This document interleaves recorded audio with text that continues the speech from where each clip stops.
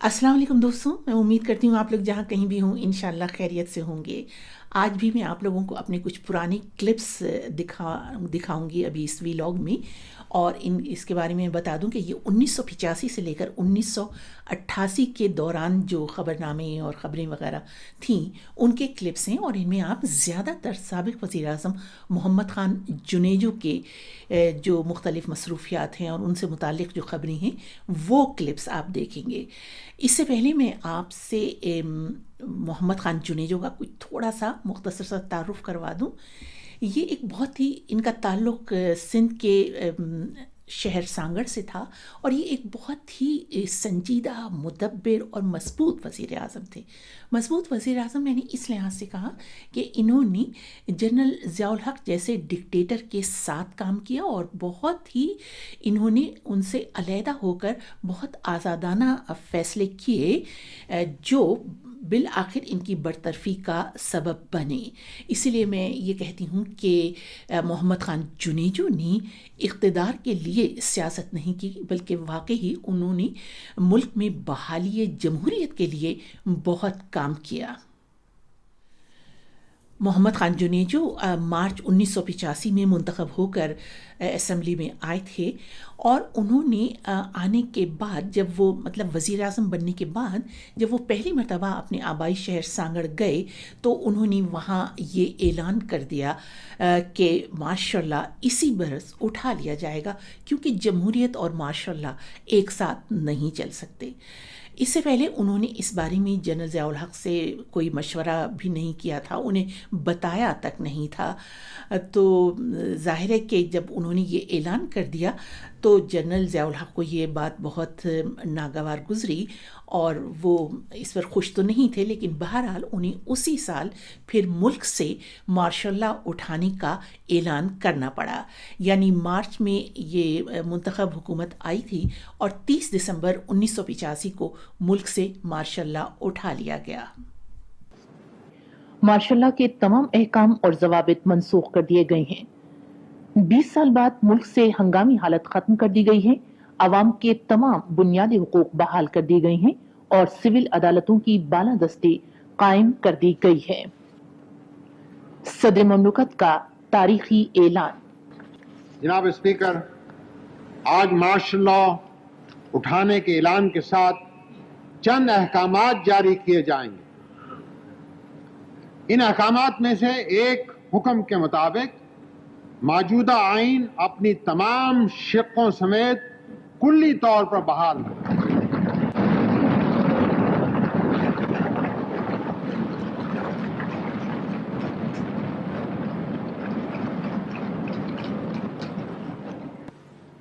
चौथे और सबसे अहम हुक्म के तहत 5 जुलाई सन 1977 का सदारती एलामिया यानी presidents proclamation of 5th of July 1977 फौरी तौर पर खत्म कर दिया गया।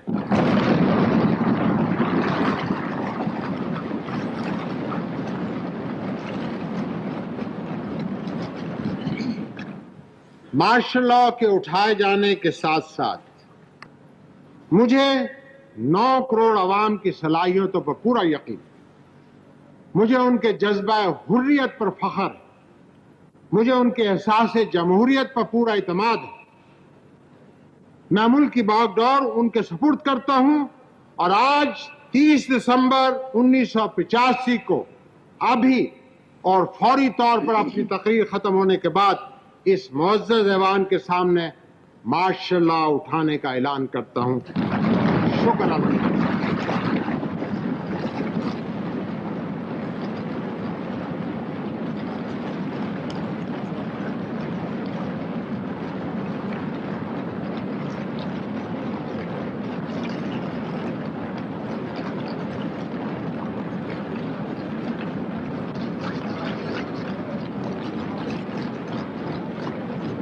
इलेक्शन कमीशन ने आज इस्लामाबाद में एक नोटिफिकेशन जारी किया है, जिसमें सियासी जमातों की रजिस्ट्रेशन के लिए दरख्वास्त देने के तरीक़ाकार के मुताबिक रजिस्ट्रेशन के लिए दरख्वास्त उर्दू या अंग्रेजी में तहरीरी तौर पर पार्टी के इंतजामी सरबरा या सरबरा की तरफ से ज़ाती तौर पर یا اس کے کسی مجاز شخص کی طرف سے پیش کی جائے گی۔ وزیر اعظم جناب محمد خان جنیجو نے انجینئروں سے کہا ہے کہ وہ اپنے علم اور فنی مہارت کو کام میں لائیں اور عام آدمی کی بہبود کے لیے بھرپور کردار ادا کریں۔ ڈیرہ اسماعیل خان میں آج تیسرے پہر ایک اجتماع سے خطاب کرتے ہوئے وزیر اعظم نے کہا کہ 1990 کے عام انتخابات جماعتی بنیاد پر ہوں گے اور ان کی جماعت اپنی 5 سالہ کارکردگی کی بنیاد پر عوام سے بھرپور اعتماد کا ووٹ حاصل کرے گی۔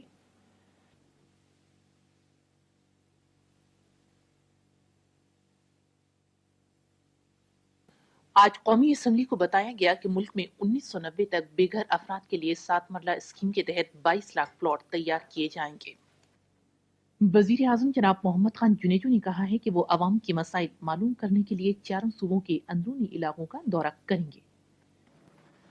وزیر اعظم جناب محمد خان جنیجو نے کہا ہے کہ حکومت نے ذخیرہ اندوزی، بلیک مارکیٹنگ کو ختم کرنے اور قیمتوں کو 3 جون کی سطح پر لانے کے لیے مکمل انتظامات کر لیے ہیں اور اشیاء صرف کی زیادہ قیمتیں وصول کرنے والوں کے خلاف سخت کارروائی کی جائے گی۔ آج اسلام آباد میں چیف جسٹسوں کی بین الاقوامی کانفرنس کا افتتاح کرتے ہوئے وزیر اعظم نے کہا کہ ان کی حکومت نے قانون کی حکمرانی، عوام کے بنیادی حقوق اور عدلیہ کی آزادی برقرار رکھنے کا تہیہ کیا ہوا ہے۔ وزیر اعظم نے کہا ہے کہ پاکستان بجلی کی پیداوار بڑھانے کے لیے تمام جدید طریقوں کو بروئے کار لائے گا تاکہ لوگوں کا معیار زندگی بلند کیا جا سکے۔ چاروں صوبوں میں آج سے بلدیاتی انتخابات کے لیے کاغذات نامزدگی داخل کرانے کا کام شروع ہو گیا ہے۔ وزیر اعظم جناب محمد خان جنیجو نے کہا ہے کہ اقوام متحدہ کی جنرل اسمبلی کی طرف سے افغانستان کے بارے میں قرارداد کی بھاری اکثریت سے منظوری اس مسئلے کے بارے میں پاکستان کے اصولی موقف کی عظیم فتح ہے۔ وزیر اعظم نے کہا ہے کہ بلدیاتی انتخابات میں بڑی تعداد میں امیدواروں کی شرکت ان انتخابات میں عوام کے جوش و خروش اور گہری دلچسپی کا ثبوت ہے۔ وزیر اعظم جناب محمد خان جنیجو نے کہا ہے کہ ان کا سعودی عرب، متحدہ عرب امارات اور کویت کا دورہ انتہائی کامیاب رہا ہے اور اس سے ان ملکوں کے ساتھ تمام شعبوں میں تعاون کو فروغ حاصل ہوگا۔ وزیر اعظم جناب محمد خان جنیجو نے آج لاہور میں کہا ہے کہ ہر شہری کو علاج معالجے کی سہولت کی فراہمی منتخب حکومت کی مجموعی ترقیاتی حکمت عملی میں سر فہرست رہے گی۔ وزیر اعظم جناب محمد خان جنیجو نے کہا ہے کہ افغانستان کی جنگ آزادی کامیابی سے ہمکنار ہو رہی ہے۔ وزیر اعظم جناب محمد خان جنیجو نے آج تیسرے پہر سگبی پہنچنے پر اخباری نمائندوں کو بتایا کہ افغان عوام کی طویل جدوجہد کامیاب ہونے والی ہے اور پاکستان افغان عوام کی حمایت جاری رکھے گا۔ وزیر اعظم جناب محمد خان جنیجو اگلے مہینے ایران کا دورہ کریں گے۔ افغانستان کے بارے میں بالواسطہ مذاکرات آج جنیوا میں شروع ہوئے۔ راولپنڈی میں افغانستان کے بارے میں سیاسی لیڈروں کی کانفرنس وزیر اعظم جناب محمد خان جنیجو کی اس یقین دہانی کے ساتھ ختم ہو گئی کہ مسئلہ افغانستان کے تصفیے میں قومی مفاد کو اولیت دی جائے گی۔ وزیر اعظم جناب محمد خان جنیجو نے کہا ہے کہ پاکستان افغانستان کے مسئلے کے حل کے سلسلے میں ایسے سمجھوتے پر ہی دستخط کرے گا۔ وزیر اعظم جناب محمد خان جنیجو نے آج کوئٹے میں ایک اجتماع سے خطاب کرتے ہوئے کہا ہے کہ جنیوا سمجھوتے پر دستخط کرنے کا فیصلہ قوم کی خواہشات اور امنگوں کو پیش نظر رکھ کر کیا جائے گا۔ پاکستان نے کابل انتظامیہ کے وفد کے اس بیان کو مسترد کر دیا ہے جو اس نے ڈیورنڈ لائن کی قانونی حیثیت کے بارے میں دیا تھا۔ راولپنڈی میں وزیر اعظم جناب محمد خان جنیجو نے قومی اور علاقائی اخبارات کے مدیروں سے ملاقات کی۔ اس ملاقات میں وزیر اعظم نے مدیروں کے ساتھ اقتصادی، قومی اور عالمی اہمیت کے امور کے بارے میں تبادلہ خیال کیا۔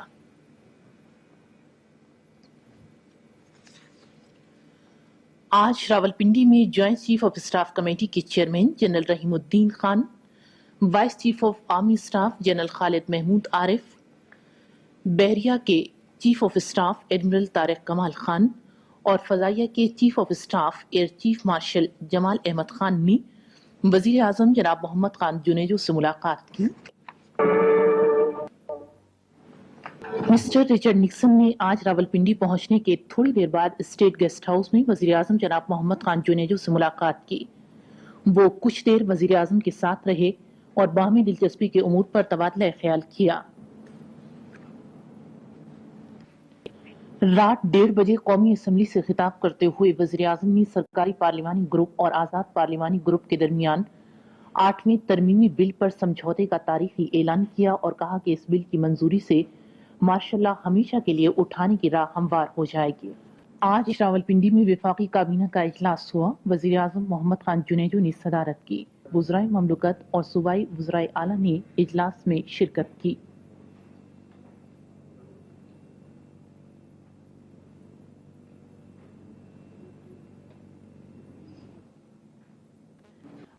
काबीना की सब कमेटी ओजड़ी कैंप के धमाकों के बारे में अपनी रिपोर्ट आज वजीर आजम को पेश कर रही है। किया गया कौमी असम्बली और वफाकी काबीना फौरी तौर पर तोड़ दी गई हैं। और ये जो मैंने शुरू में कहा कि उन्होंने बिल्कुल कोई इख्तिदार के लिए सियासत नहीं की, बल्कि वो वाकई बहाली जमहूरियत के लिए काम करते रहे, क्योंकि वो भी अगर चाहते तो वो जनरल ज़ियाउल हक के साथ बिल्कुल मिलकर काम करते रहते, ना तो कोई बहाली जमहूरियत के लिए काम करते, क्योंकि जनरल ज़ियाउल हक तो ये चाहते ही नहीं थे कि असली वाली जमहूरियत आए, ना वो सियासी पार्टियों के लिए कुछ उनकी मदद करते, और ना वो ये फ़ैसला करते कि अब आइंदा इंतखाबात जो हैं वो जमाती बुनियादों पर होंगे। तो अगर वो ये सब ना करते और अफ़गानिस्तान में जंग के ख़ात्मे के लिए मुआहदे पर दस्तखत ना करते, और उसके बाद ओजड़ी कैंप की जिस तरह से वो चाहते थे कि रिपोर्ट सामने आए, ये फ़ैसला ना करते, तो इस किस्म के फ़ैसलों से जनरल ज़ियाउल हक बहुत ही नाराज़ थे और इसी बात पे उन्होंने जुनेजो साहब को और इल्ज़ामात लगाकर उन्हें बरतरफ कर दिया। लेकिन जुनेजो चाहते तो वो 5 बरस हुकूमत में रहते और फिर दोबारा भी मुंतखब होकर हुकूमत में आ सकते थे।